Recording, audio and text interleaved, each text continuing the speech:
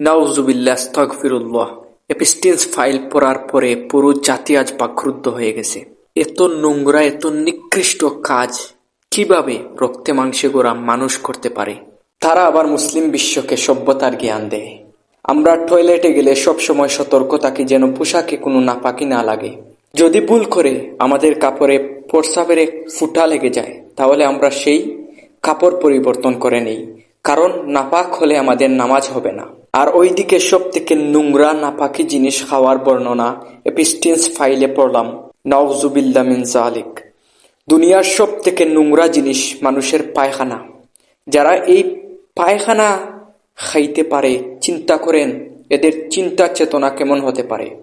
জাতি আজ বুঝতে পেরেছে, এই যে পশ্চিমারা বুমিং করে নিরীহ মানুষকে মেরে ফেলে, ইসরায়েলের নেতানিয়াহু সরকার ফিলিস্তিনের মানুষকে রক্তাক্ত করে অত্যাচার করে, আমরা ভাবতাম এরা রক্ত মাংসে গোড়া মানুষ, এদের কি মনুষ্যত্ব নেই? এইসব কাজ কিভাবে ওরা করে? যারা মানুষের গু খেতে পারে, যারা মানুষের পায়খানা খেতে পারে, যারা মাসুম ছোট ছোট বাচ্চাদেরকে দর্শন করে হত্যা করে তাদের মাংস খেতে পারে, তাদের পেটে নাড়ি বুড়ি বের করে তারা রক্ত মাংস এগুলা খেয়ে তারা পার্টি করতে পারে, এদের দ্বারা এইসব কাজ তেমন কিছু না মানুষ হত্যা করা।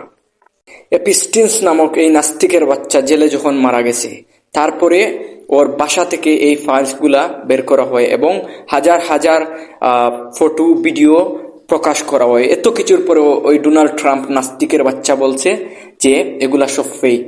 আল্লাহর গজব পড়ুক এদের উপরে, অচিরেই ওরা ধ্বংস হবে ইনশাআল্লাহ।